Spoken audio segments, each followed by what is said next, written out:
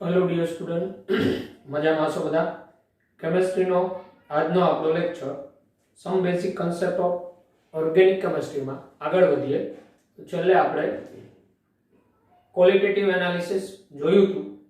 हवे आपणे quantitative analysis जथ्थात्मक पृथक्करणनी वात करीए। तो जथ्थात्मक पृथक्करणनी अंदर जे ते कार्बनिक संयोजनमां जे ते तत्वनो કેટલો जथ्थो रहेलो छे, કેટલો टका ए टकावारी शोधवानी छे। बराबर। तो विविध पद्धतिओ जोता जईए। एमांनी पहेली पद्धति कार्बन अने हाइड्रोजननुं प्रमाण शोधवुं। जे ते कार्बनिक संयोजनमां કેટલા टका कार्बन छे, કેટલા टका हाइड्रोजन छे ए शोधवुं। आ जे पद्धतिओ छे एमांथी मोटे भागे एमसीक्यू स्वरूपे दाखलाओ आवे छे। तो दाखलाओ आवे तेना माटे तमने फॉर्म्युला याद रहेवा जोईए।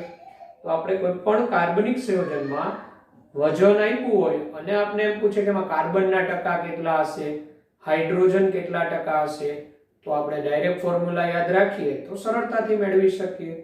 बराबर।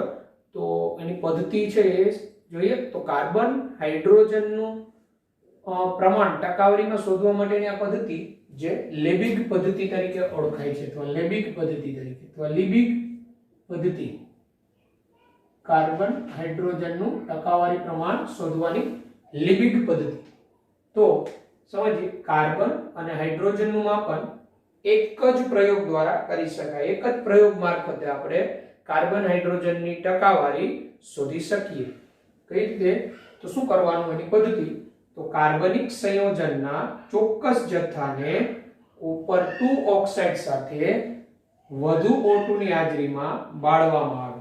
કોપર 2 ઓક્સાઇડની હાજરીમાં O2 સાથે એને બાળવામાં આવે, ટૂંકમાં કહીએ તો એનું દહન કરવામાં આવે, જેથી સંયોજનમાં રહેલા કાર્બનિક સંયોજન હોય એમાં રહેલો બધો જ કાર્બન CO2 માં અને હાઇડ્રોજન એ H2O માં रूपांतर पामे छे। बराबर। એટલે શું થાય? કાર્બનિક સંયોજન કોપર 2 ઓક્સાઇડ સાથે ની હાજરીમાં આ રીતે O2 સાથે દહન થાય એટલે આમાં રહેલો બધો જ કાર્બન CO2 માં, બધો જ હાઇડ્રોજન H2O માં રૂપાંતર થાય। એટલે ટૂંકમાં કાર્બનિક સંયોજનમાં જેટલો કાર્બન હતો એમાંથી શું બની ગયો? CO2। જેટલો O2 જેટલો હાઇડ્રોજન હતો એ ટોટલ શેમાં બની ગયો? રૂપાંતર H2O। હવે આ બેનું વજન આપણે જાણતા હોઈએ ને CO2 અને H2O નું, તો આપણે એમાં રહેલા કાર્બન અને હાઇડ્રોજનની ટકાવારી શોધી શકાય। આ જે CO2 અને આ H2O મળ્યા છે એ આપણે કઈ રીતના એનું વજન માપી શકીએ? તો એની વાત છે ઉત્પન્ન થયેલ પાણીનો જથ્થો જાણવામાં વાયુ મિશ્રણને અગાઉથી વજન કરેલ U આકારની નળી જેમાં નિર્જળ કેલ્શિયમ ક્લોરાઇડ ભરેલો હોય તેમાંથી પસાર કરવામાં આવે। એટલે અહીંયા આ પાણીનો જથ્થો કેટલો છે વજનમાં, CO2 કેટલો છે વજનમાં એ જાણવા માટે અગાઉથી જેમાં એક U આકારની નળી હોય એમાં નિર્જળ કેલ્શિયમ ક્લોરાઇડ જે ભેજ શોષક પદાર્થ છે ઈ વજન કરેલું જ હોય, એનું વજન થયેલું જ હોય। નિર્જળ કેલ્શિયમ ક્લોરાઇડ છે કેટલા ગ્રામ છે થયેલું જ હોય। પછી એમાંથી વાયુ મિશ્રણ પસાર થાય એટલે જેટલો પાણીનો જથ્થો હોય ને એ કેલ્શિયમ ક્લોરાઇડમાં શોષાઈ જાય, નિર્જળ કેલ્શિયમ ક્લોરાઇડમાં, અને પછી એ નિર્જળ કેલ્શિયમ ક્લોરાઇડમાં જે પાણી શોષાયેલું હોય એનું વજન કરવાનું। એ ટોટલ વજન આવે એમાંથી નિર્જળ કેલ્શિયમ ક્લોરાઇડનું વજન તો તમે જાણતા જ હોય, બાદ કરી નાખો એટલે પાણીનું વજન મળી જાય। એટલે આ રીતે પાણીનું વજન મળે। અને બીજી એક નળીમાં સાંદ્ર KOH ભરેલો હોય, KOH જેને બેઝ કહેવાય, એમાં CO2 નું શોષણ થઈ જાય। એટલે KOH ભરેલી નળીનું વજન એ જાણતા જ હોય કેટલો ગ્રામ છે। હવે એમાંથી વાયુ મિશ્રણ પસાર થાય એટલે CO2 નું શોષણ થઈ જાય। હવે ટોટલ નળીનું આખાનું વજન કરીએ, કુલ વજનમાંથી KOH નું વજન બાદ કરો એટલે CO2 નું વજન મળે। બરાબર। એટલે અહીંયા કીધું આ સાથે જોડેલી બીજી U આકારની નળીમાં જેમાં સાંદ્ર KOH જેમાં CO2 શોષાય અને CaCl2 અને KOH ના દળમાં થતા વધારાથી જે એના દળમાં વધારો થાય જેટલો વધારો થયો હોય એ મુજબ CO2 અને H2O નું વજન જાણી શકાય, જેને આધારે કાર્બન અને હાઇડ્રોજનનું ટકાવારી પ્રમાણ જાણી શકાય. એટલે ટૂંકમાં થયું શું છે અહીંયા પદ્ધતિમાં, લિબિગ પદ્ધતિમાં કાર્બનિક સંયોજન હોય ને એનું કોપર 2 ઓક્સાઇડની હાજરીમાં O2 સાથે દહન કરવાનું. એટલે જેટલો કાર્બન હોય CO2 બની જાય, જેટલો હાઇડ્રોજન હોય H2O બની જાય. પછી મળતા CO2 ને મળતા H2O નું વજન આપણે કરી લઈએ તો એના ઉપરથી એમાં કેટલા ટકા કાર્બન, કેટલા ટકા હાઇડ્રોજન એ જાણી શકાય. હવે આપણે એનું ફોર્મ્યુલા મેળવીએ. તો આપણે એના ફોર્મ્યુલા મેળવીએ તો આપને બધાને એક વાત ખબર છે CO2 માટે. જો અહીંયા આપને બધાને ખબર છે CO2 1 મોલ હોય તો 1 મોલ CO2 એટલે કેટલા ગ્રામ થયું? 44 ગ્રામ CO2 થયો ને, બરાબર? એટલે આપણે પહેલા અહીંયા જોઈ લઈએ કે કાર્બનિક સંયોજનનું દળ m ગ્રામ હોય. આપણે જે કાર્બનિક સંયોજન અહીંયા લઈએ, આ કાર્બનિક સંયોજનનું દળ m ગ્રામ.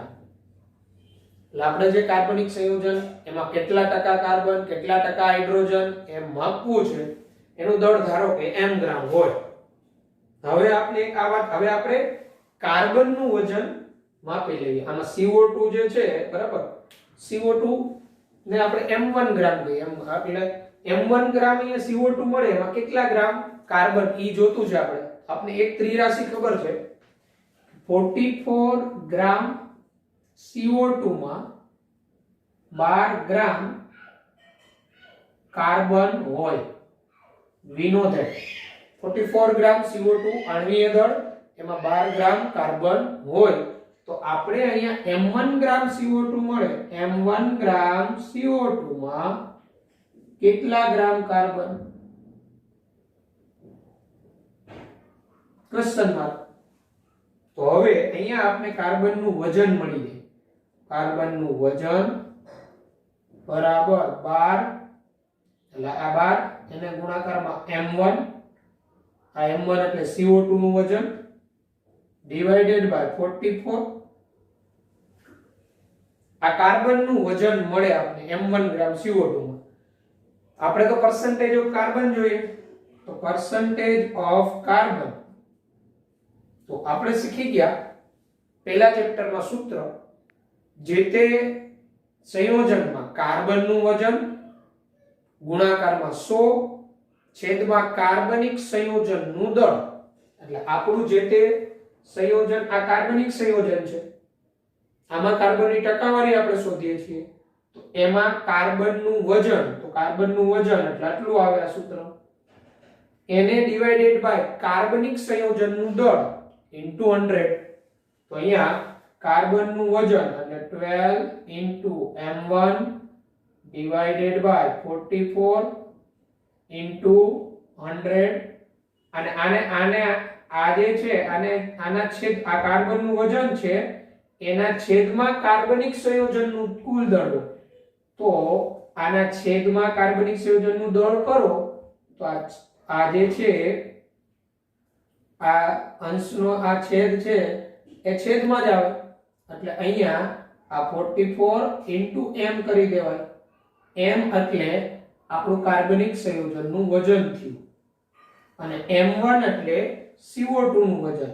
m1 બરાબર CO2 નું વજન ગ્રામમાં, અને આ m એટલે તમારું જે કાર્બનિક સંયોજન અહીંયા લીધું હોય એનું વજન.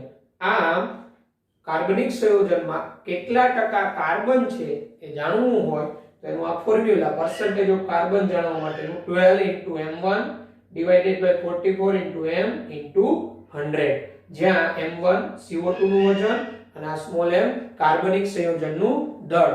આપને આની જે રકમ આપેલી હોય એમાં આ બંને આપેલા હોય તો જે તે કાર્બનિક સંયોજનમાં કેટલા ટકા કાર્બન છે એ જાણી શકાય. આ જ રીતે આપણે percentage ઓફ હાઇડ્રોજનનું સૂત્ર તારવી શકીએ, જેમ મેં આ તારવેલું એમ જ. હવે આપણે percentage ઓફ હાઇડ્રોજનનું સૂત્ર તારવીએ. ઓકે, તો percentage ઓફ હાઇડ્રોજન આપણે મેળવવું હોય આની જેમ જ. જો અહીંયા આ H2O મળ્યો એમાં આપણે એ ખબર છે કે 1 મોલ H2O એટલે 18 ગ્રામ H2O હોય અને 18 ગ્રામ H2O હોય ને એમાં 2 ગ્રામ હાઇડ્રોજન હોય બરાબર તો આપણે અહીંયા percentage of H નું સૂત્ર મેળવતા તો આપણે જાણીએ છીએ 18 ગ્રામ H2O માં 2 ગ્રામ હાઇડ્રોજન હોય 18 ગ્રામ એટલે પાણીનો આણ્વીય દળ 1 મોલ જથ્થો થયો તો આપણે અહીંયા એમ કહીએ કે m2 ગ્રામ H2O લઈએ આપણું m2 ગ્રામ H2O માં કેટલા ગ્રામ H હોય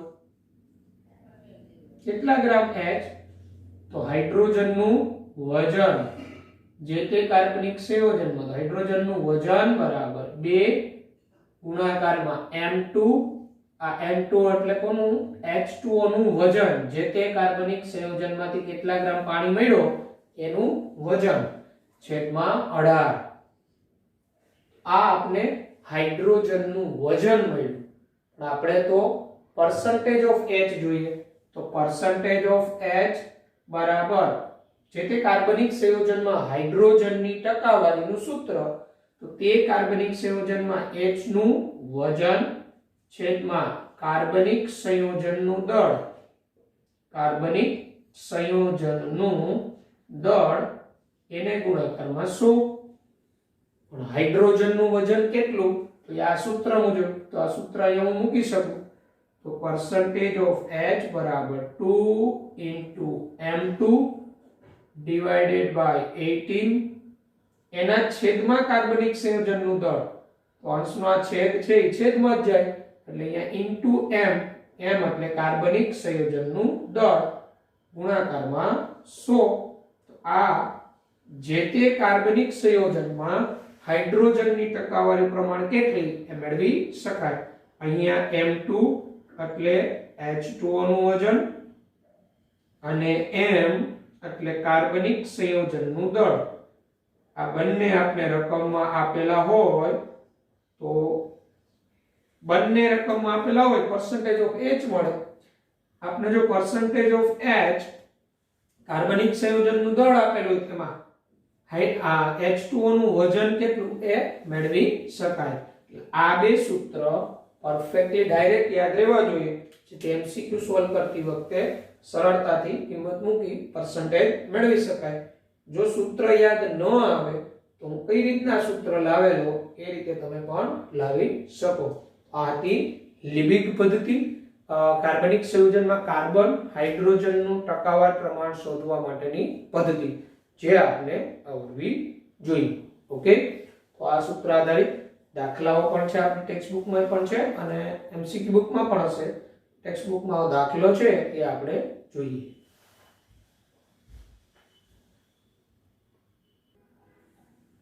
તો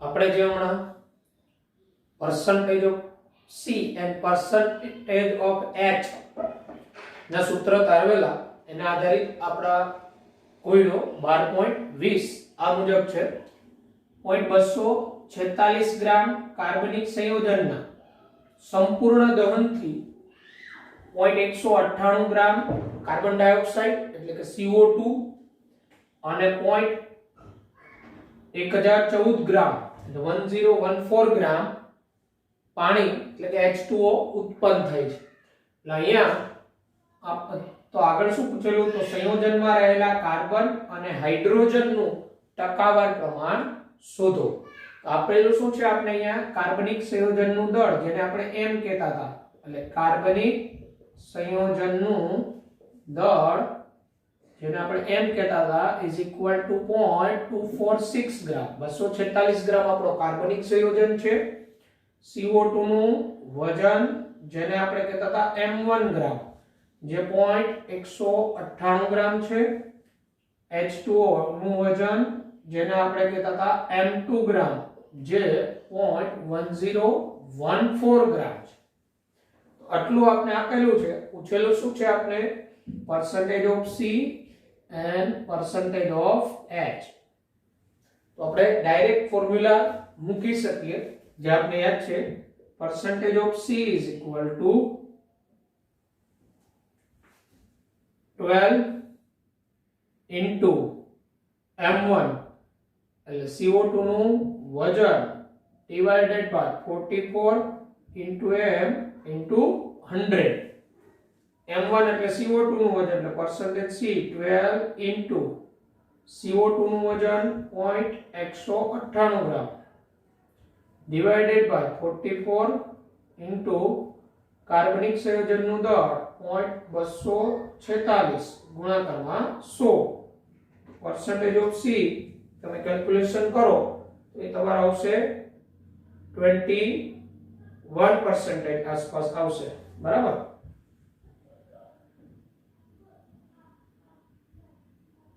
%, જેવું આવે છે સાદુરૂપ. આ બધું જે આવે એ તમારો જવાબ 21.95 જેવો આવશે, 95. અને percentage of હાઇડ્રોજન બરાબર આપણે એનું સૂત્ર શું હતું percentage of હાઇડ્રોજન નું 2 ગુણાકારમાં m2 એટલે H2O નું વજન છેદમાં 18 ઇન્ટુ કાર્બનિક સંયોજનનું દળ into 100. percentage of H 2 into 0.1014 જે H2O નું વજન છે divided by 18 into 0.246 into 100. percentage of H આનું મેળવો તમે તો આ 4.58 આવે છે, 4.58%. આ રીતે percentage મેળવવા આપણા સ્વાધ્યાયમાં 12.32 સેલ્ફ જાતે કરવું હોમવર્કમાં 12.32 જ્યાં તમને H2O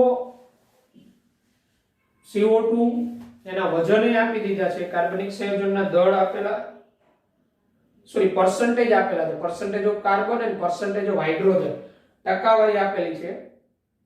ત્યાં તમને વજન પૂછેલા છે કે H2O અને CO2 નું વજન શું હોય, સૂત્ર મુજબ ત્યાં તમારે m1 અને m2 મેળવવાના છે. એટલે લિબિક પદ્ધતિ આધારિત આ પ્રકારના દાખલાઓ MCQ સ્વરૂપે ઇમ્પોર્ટન્ટ, બરાબર.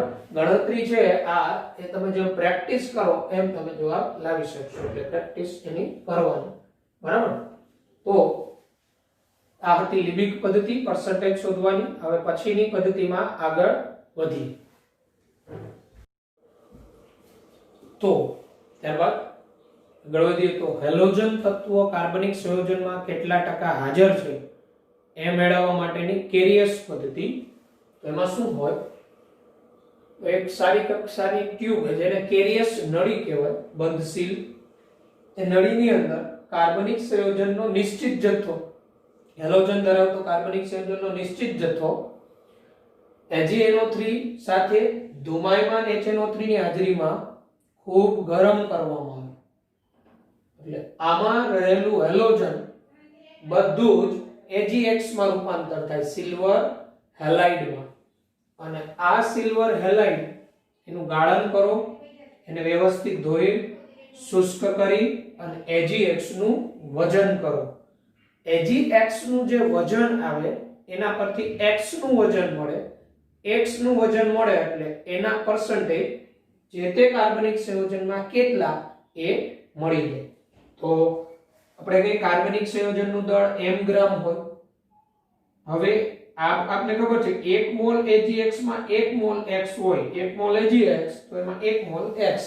એનો અર્થ એવો થયો AgX ના આણ્વીય દળ જેટલા જથ્થામાં X એ તેના પરમાણ્વીય દળ જેટલો હોય. એટલે AgX નું જેટલું આણ્વીય દળ હોય એમાં X એના પરમાણ્વીય દળ જેટલો હોય. તો આપણે એમ કહી શકીએ કે આપણો અહીંયા AgX નું વજન m1 ગ્રામ હોય તો m1 ગ્રામ AgX માં કેટલા ગ્રામ X, તો ક્વેશ્ચનમાં તો X નું વજનનું સૂત્ર બની જાય X નું વજન બરાબર X નું વજન બરાબર X નું પરમાણ્વીય દળ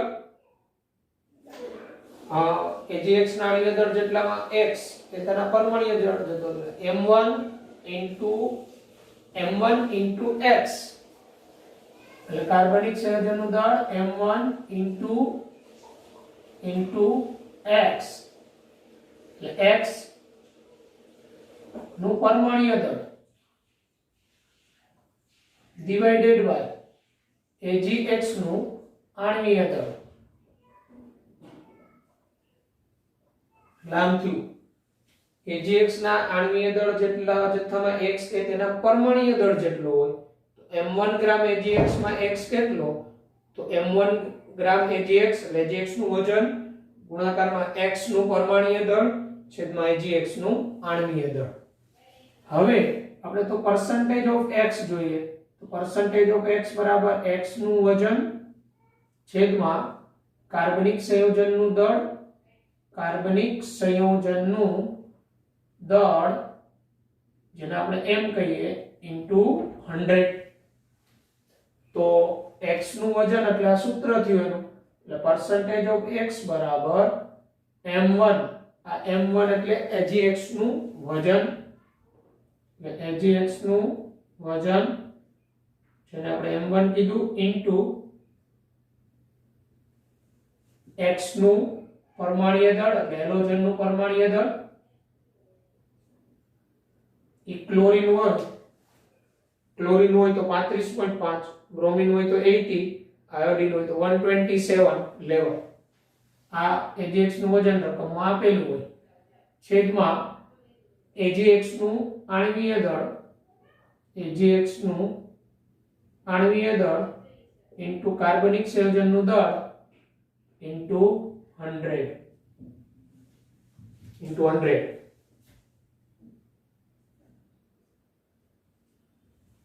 બરાબર percentage of x બરાબર x નું વજન છેદમાં કાર્બનિક સંયોજનનું દળ x નું વજન એટલે આ સૂત્ર મૂકો આ અંશનો છેદમાં જ જવાનું છે બરાબર એટલે અહીંયા percentage of x મેળવવાનું સૂત્ર આવ્યું હેલોજન ની ટકાવારી શોધવાનું છે તે કાર્બનિક સંયોજનમાંથી બનતું AgX નું વજન ઇન્ટુ x નું પરમાણ્વીય દળ ગુણાકારમાં 100 છેદમાં AgX નું આણ્વીય દળ અને એમ એટલે કાર્બનિક સંયોજનનું દળ જો ક્લોરીન હોય તો ક્લોરીન નું પરમાણ્વીય દળ 35.5 થાય ગ્રામ બ્રોમિન હોય તો બ્રોમિન નું પરમાણ્વીય દળ 80 ગ્રામ પ્રતિ મોલ કહીએ આપણે અને આયોડિન હોય તો 127 થાય અને સિલ્વર નું પરમાણ્વીય દળ Ag નું પરમાણ્વીય દળ 108 બરાબર તો આ રીતે જે તે કાર્બનિક સંયોજનમાં હેલોજનની ટકાવારી પ્રમાણ શોધવાનું સૂત્ર કેરિયસ પદ્ધતિથી તો આપણે આને રિલેટેડ એક્ઝામ્પલ છે એની વાત કરીએ તો કોયડો 12.23 આ પ્રકારનો છે હેલોજનના પરિમાપન માટેની કેરિયસ પદ્ધતિમાં 0.15 ગ્રામ કાર્બનિક સંયોજન 0.12 ગ્રામ AgBr આપે છે તો સંયોજનમાં રહેલા બ્રોમિનનું ટકાવાર પ્રમાણ શોધો રકમ સમજવાની 0.15 ગ્રામ કાર્બનિક સંયોજન એટલે આપણે m આપી દીધો છે એટલે કાર્બનિક સંયોજનનું દળ m બરાબર 0.15 ગ્રામ બરાબર પછી આપણે આપેલું છે AgBr એટલે આપણે AgX નું વજન X એટલે બ્રોમિન છે AgBr નું વજન કેટલા ગ્રામ AgBr મળે કાર્બનિક સંયોજનમાંથી 0.12 ગ્રામ તો આપણે percentage of Br શોધવાનું છે તો percentage of x નું સૂત્ર એટલે percentage of Br બરાબર AgX નું વજન m1 AgX એટલે આપણું AgBr નું વજન 0.12 ગ્રામ ઇન્ટુ x નું પરમાણ્વીય દળ x એટલે આપણો અહીંયા બ્રોમિન છે બ્રોમિન નું પરમાણ્વીય દળ 80 into 100 divided by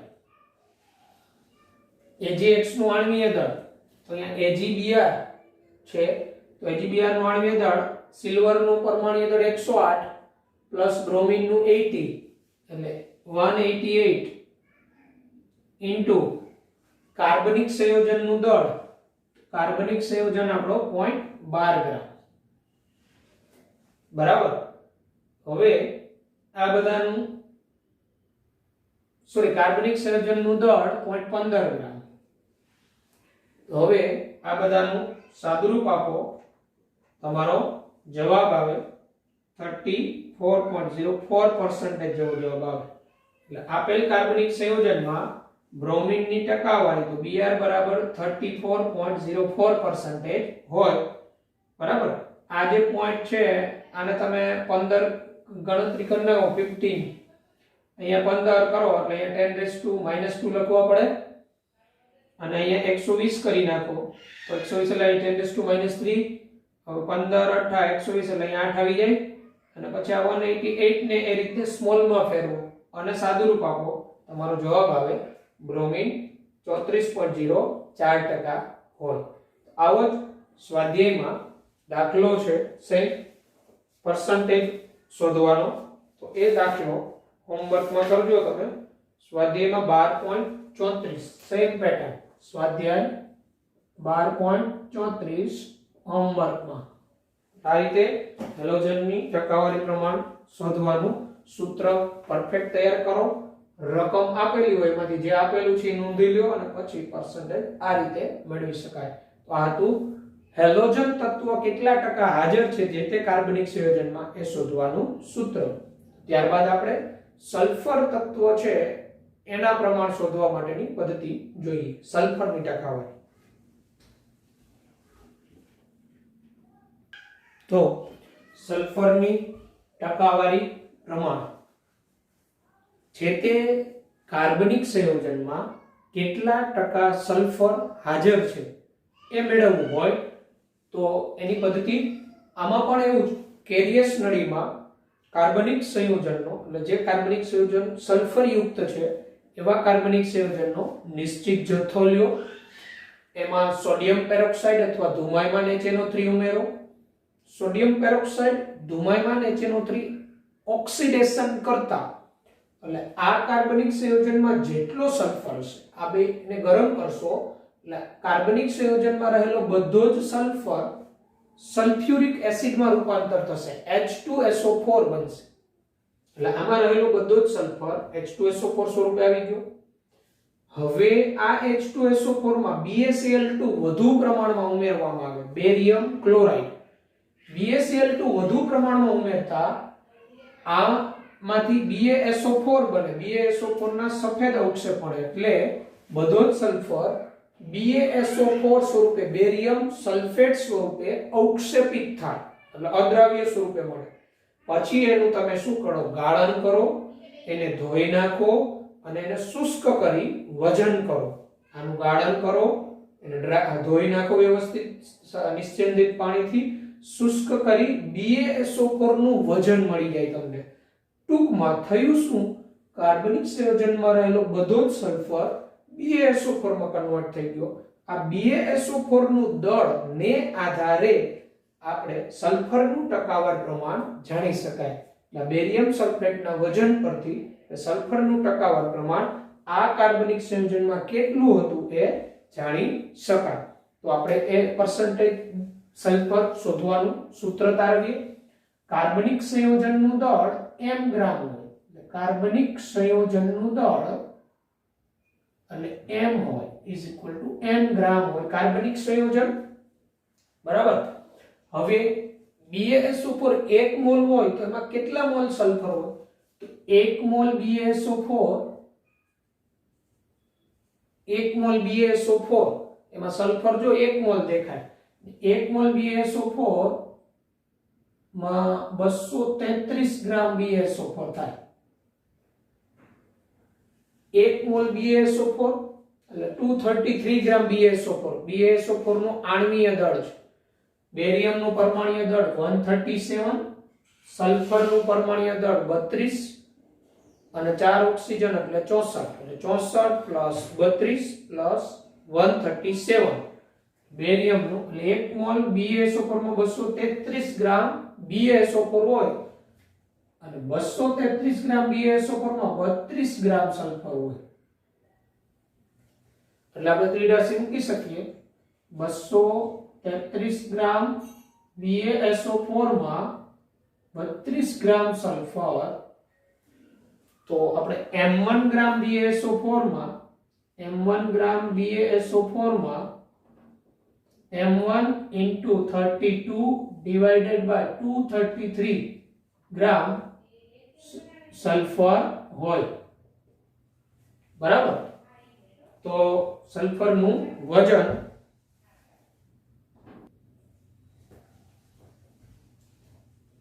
m1 gram BaSO4 માં આટલા ગ્રામ સલ્ફર હોય, એટલે સલ્ફરનું વજન આટલું હોય, તો percentage ઓફ સલ્ફર કેટલા થાય જે તે કાર્બનિક સંયોજનમાં, તો આ સલ્ફરનું વજન m1 into 32 divided by 233 છેદમાં કાર્બનિક સંયોજનનું દળ ગુણાકારમાં 100, કાર્બનિક સંયોજનનું દળ m, આ જે તે સલ્ફર યુક્ત કાર્બનિક સંયોજનમાં સલ્ફરની ટકાવારી શોધવાનું સૂત્ર m1 equal to BaSO4 નું વજન રકમમાં આપેલું હોય અને m એટલે કાર્બનિક સંયોજનનું દળ, 32 એ સલ્ફરનો પરમાણ્વીય દળ, 233 એ BaSO4 નું આણ્વીય દળ. આ રીતે આપણે કેરિયસ પદ્ધતિથી સલ્ફર યુક્ત કાર્બનિક સંયોજનમાં પણ સલ્ફરની ટકાવારી શોધી શકાય. ઓકે, તો આ જ સૂત્ર આધારિત આપણી પાસે દાખલો છે એ આપણે સોલ્વ કરીએ. ઓકે,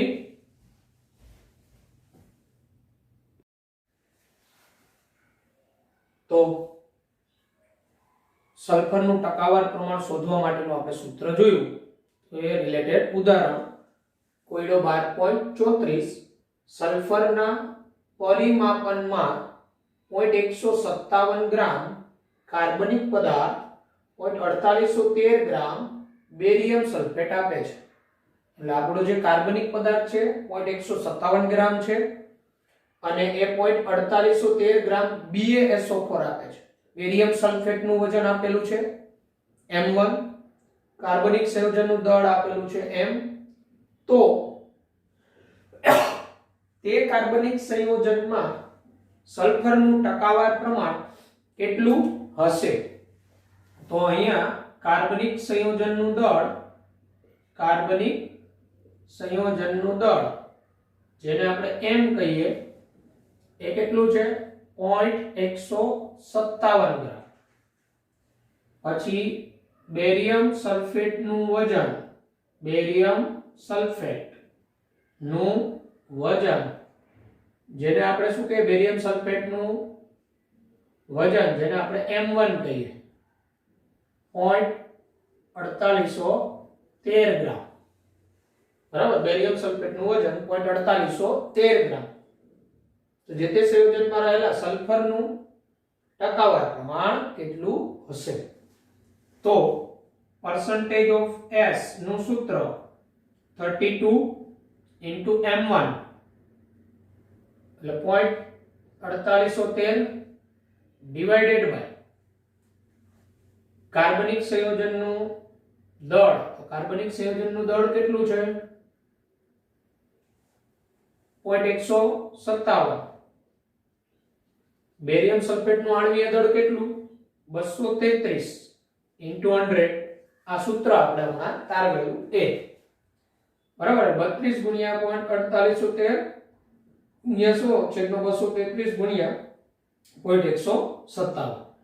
percentage of S આનું સાદુરૂપ તમે આપો તો 42.10 જેવું થાય. S નું ટકાવાર પ્રમાણ તો સલ્ફર 42.10% જેટલો હાજર હોય. આ હતું સલ્ફરની ટકાવારી શોધવાનું ઉદાહરણ કોયડો 12.34. એટલે આના દાખલાઓ જે હોય છે એ ખૂબ સરળ હોય છે. તમને રકમમાં કાર્બનિક સંયોજનનું દળ આપ્યું હોય, એમાંથી જે કાંઈ ઘટક મળે એનું વજન આપેલું હોય અને આપણે પર્સન્ટેજ પૂછેલા હોય તો આપણે આ રીતે સોલ્વ કરી શકાય.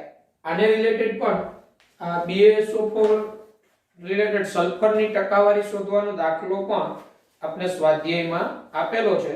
એના નંબર તમને હું કહી દઉં. સ્વાધ્યાયમાં આ સલ્ફરના પરિમાપન વાળો દાખલો 12.35 સેમ આ જ ટાઈપે હોમવર્કમાં કરવાનો. સ્વાધ્યાય 12.35 હોમવર્કમાં આ જ રીતે કરી પર્સન્ટેજ શોધવાના છે. બરાબર. તો આ હતું સલ્ફરની ટકાવારી શોધવાનું. ત્યારબાદ ફોસ્ફરસ હોય ફોસ્ફરસ એની ટકાવારી કઈ રીતના શોધાય એ આપણે ગણતરી કરીએ. ફોસ્ફરસની ટકાવારી તો ફોસ્ફરસની ટકાવારી પ્રમાણ કોઈ પણ કાર્બનિક સંયોજનમાં ફોસ્ફરસ કેટલા ટકા હાજર છે કઈ રીતના ઓબ્ઝર્વ થાય. તો શું કરવાનું, જે તે ફોસ્ફરસયુક્ત કાર્બનિક સંયોજનનો નિશ્ચિત જથ્થો લ્યો, ધુમાયમાન HNO3 ઉમેરો. ધુમાયમાન HNO3 એટલે અતિ જલદ નાઇટ્રિક એસિડ સાંદ્ર. આ બેના મિશ્રણને ગરમ કરો. આ બેનું મિશ્રણ ગરમ કરો એટલે આમાં રહેલો મોટા ભાગનો ફોસ્ફરસ H3PO4 માં ઓક્સિડેશન પામે, ફોસ્ફરિક એસિડમાં ઓક્સિડેશન પામે. આ ફોસ્ફરિક એસિડમાં એમોનિયા ઉમેરી એમોનિયમ મોલિબ્ડેનેટ ઉમેરતા આમાં રહેલો બધો જ ફોસ્ફરસ એમોનિયમ ફોસ્ફોમોલિબ્ડેટના અવક્ષેપ મળે. એમોનિયમ ફોસ્ફોમોલિબ્ડેટના પીળા અવક્ષેપ મળે. અવક્ષેપને પાણી વડે ધોઈ શુષ્ક કરી એનું વજન કરો. આનું જે વજન મળી જાય એના ઉપરથી એમાં કેટલા ગ્રામ ફોસ્ફરસ એનું વજન મળે અને ફોસ્ફરસનું વજન પરથી એની ટકાવારી મળી જાય. બરાબર. એક આ રીત. બીજી રીત પણ છે. આ ફોસ્ફોરિક એસિડમાં મેગ્નેશિયમ મિશ્રણ ઉમેરો. મેગ્નેશિયમ મિશ્રણ ઉમેરતા મેગ્નેશિયમ એમોનિયમ ફોસ્ફેટ મળે અને MgNH4PO4 નું દહન કરતા Mg2P2O7 અવશેષ મળે. Mg2P2O7 નું વજન કરી લ્યો. બરાબર. મેગ્નેશિયમ પાયરોફોસ્ફેટ કહેવાય. આનું વજન કરો એના પરથી એમાં ફોસ્ફરસનું વજન મળે, એના પરથી ફોસ્ફરસની ટકાવારી મળે. તો જોઈએ સૂત્ર કઈ રીતના આવશે. આમાં તમે એમોનિયમ ફોસ્ફોમોલિબ્ડેટ બનાવો તો એ મુજબનું સૂત્ર બનશે. આ બનાવો તો એ મુજબનું. બંને રીતે આપણે સૂત્ર બનાવીએ. તો ધારો કે કાર્બનિક સંયોજનનું દળ m ગ્રામ છે.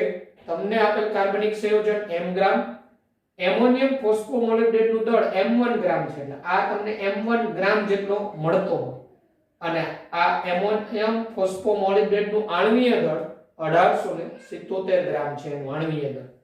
હવે અહીંયા આપણે ફોસ્ફરસનું વજન મેળવી લઈએ તો આપણે ત્રિરાશિ શું મૂકીએ કે આ જે એમોનિયમ ફોસ્ફોમોલિબ્ડેટ છે આ 1 મોલ ની અંદર તો 1 મોલ ફોસ્ફરસ હોય ને 1 મોલ ફોસ્ફરસ પરમાણુ એટલે એનું 31 ગ્રામ વજન થાય.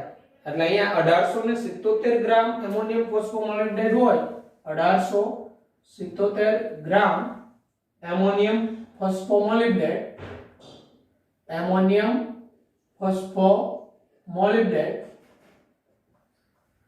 1877 ગ્રામ એમોનિયમ ફોસ્ફોમોલિબ્ડેટ માં 31 ગ્રામ ફોસ્ફરસ હોય. 31 ગ્રામ એના પરમાણ્વીય દળ જેટલો 1 મોલ P. તો આપણે તો m1 ગ્રામ NH4 thrice PO4 into 12 MOO3 માં ફોસ્ફરસ કેટલો હોવાનો તો m1 into 31 divided by 1877 gram phosphorus હોય. m1 ગ્રામ એમોનિયમ ફોસ્ફોમોલિબ્ડેટ. તો આ ફોસ્ફરસનું વજન મળી ગયું. તો percentage of P બરાબર ફોસ્ફરસનું વજન છેદમાં કાર્બનિક સંયોજનનું દળ into 100. ફોસ્ફરસનું વજન લા થશે m1 into 31 divided by 1877 into m into 100. આ percentage of p નું સૂત્ર છે, કારણ કે ફોસ્ફરસ નું વજન એટલે આટલું થાય m1 ગ્રામ, બરાબર. આ હવે આ તમે એમોનિયમ ફોસ્ફોમોલિબ્ડેટ બનાવો તો અહીંયા 1877 આવે ને, અહીંયા 31 આવે. પણ જો તમે Mg2P2O7 બનાવો, જો Mg2P2O7